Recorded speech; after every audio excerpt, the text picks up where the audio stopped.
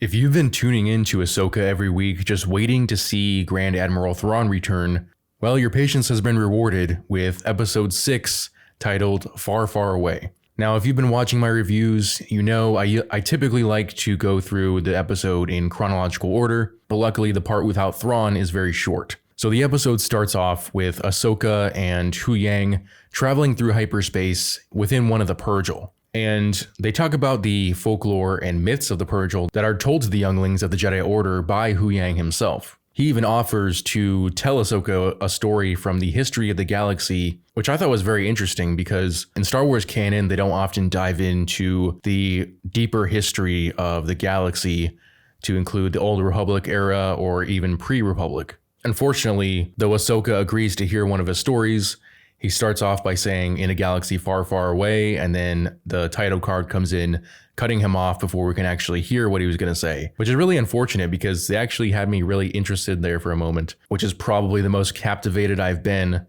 in the first 10 minutes of an Ahsoka episode since this series started. But now we can move on to the villains, Morgan Elsbeth, Baylan Skoll, and Shin Hati, as well as Sabine, arriving on the planet Peridia, which seems to be an ancient homeland of the witches of Dathomir. There's an ancient temple, there's statues everywhere. This seems to have been a kingdom of either a separate coven of witches or probably the ancestors of the witches of Dathomir. So the villains are greeted by 3 witches who it's obvious have been in contact with Admiral Thrawn. And in fact, they signal for him to come down, and he arrives in a Star Destroyer that is obviously very patchwork. It's been patched up and cobbled together with this gold type plating. If I'm remembering the timeline correctly, they've been stuck in this galaxy for about a decade, and you'll see similar wear and tear on the stormtroopers themselves. So the Star Destroyer sets down, and we're reintroduced to Grand Admiral Thrawn, as well as his stormtroopers, who, similar to the Star Destroyer, are very worn down. They're patched up with this like gold and these red bands that are probably a product of the Night Sisters. And of course, Thrawn is being portrayed in live action by Lars Mikkelsen, who voiced the character in Star Wars Rebels, which is pretty cool, except I think his appearance is a little off. And I know a lot of people don't care about characters looking exactly like they do in other adaptations or source material, but it's a big deal for me. I'm a very visual person, and in every scenario, I would prefer an adaptation of a character look as much like the source material as possible. That's just a personal preference of mine.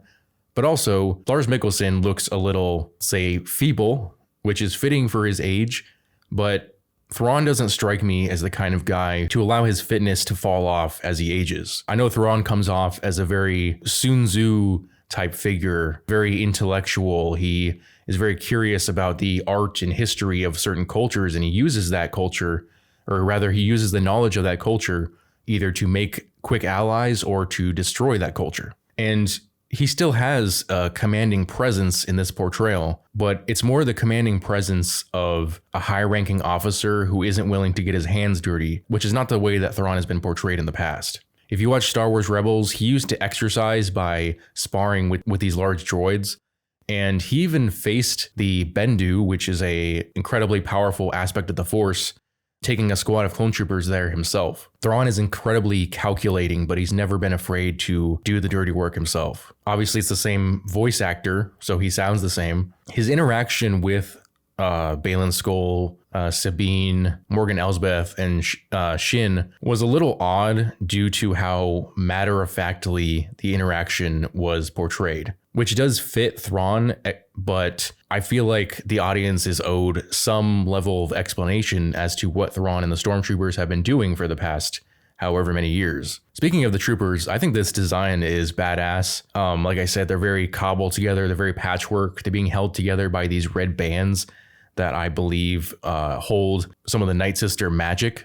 because they are known to bring people back from the dead. And they're also held together by gold, basically filling in the aspects of their armor that are broken. And this ties back to a concept which I believe is called kitsuki. It's a Japanese concept where they take broken objects, especially pottery, and they mend it with gold, which is supposed to not only make it stronger, but also more beautiful. And something else that I think ties into Japanese culture is the bandits of this native planet of Peridia have armor very reminiscent of samurai armor. So I thought that was just something cool to point out. Overall, there's not really a theme to these altered stormtroopers except one, and he's the captain of the guard. His name's Enoch, and he has a very like Roman gladiator or Roman Praetorian Guard inspired faceplate, which is very odd because even during the Clone Wars, you would see troopers have different like war paint on their armor,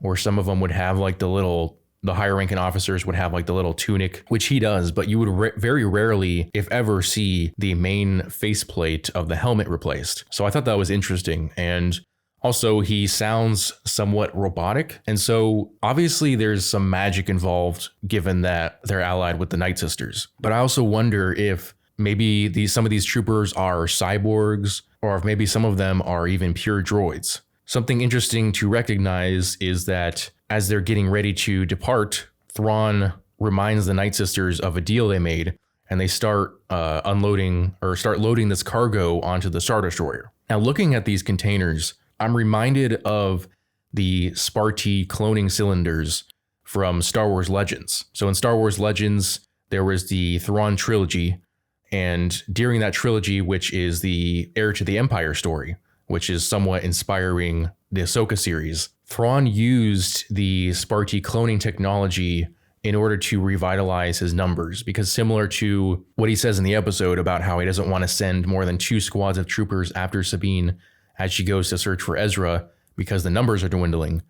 It was the same case in the Thrawn trilogy, where it was only an Imperial remnant, not during the height of the Empire, but rather than using what seems to be magic to hold his troopers together, he just kept continuously cloning the troopers so they would have a constantly growing and replenishing force of troopers without having to recruit new people from other planets. But I think that Dave Filoni changed the concept so that rather than cloning the troops, that these are like hibernation chambers where if they die or are heavily injured, they simply go into the container and through a source of magic are healed or kind of cobbled back together. Again, I'm really interested for some sort of explanation as to what has happened to Thrawn and his troops. But now we can move on to a rather surprising end to the episode, where Sabine goes off to search for Ezra, and she finds one of the native populations of the planet Peridia, who I think are called the Noti, or at least they speak the Noti language.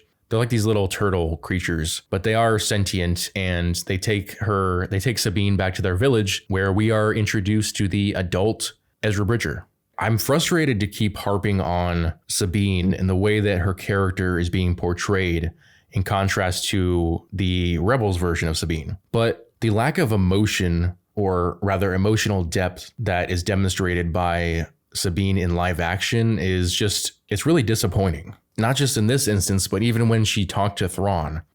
Keep in mind that Thrawn was once a great threat to the rebellion, that he was going to kill her and all her friends, and that it's because of him that Ezra chose to leave the galaxy. And of course, she is now the reason why Thrawn is going to be able to return to the main Star Wars galaxy. She demonstrates no sense of understanding the depth of the situation. She's very flippant in the way she interacts with Thrawn. And I remember that Baylan Skoll mentioned a couple times that Sabine's blind drive to find Ezra can become useful to them. And in fact, the villains do make use of it, because Baylan and Shin actually follow Sabine. Now, I think Baylan has ulterior motives for wanting Sabine to find Ezra. He seems to be under the impression that there is some greater power that he can use for his own ends that's completely unrelated to Thrawn and Morgan Elsbeth. And you would automatically assume he's talking about the Night Sisters, but I think they're alluding to something more than that, which I think would be cool, because seeing another coven of Night Sisters was okay, but they're not the most exciting concept in Star Wars.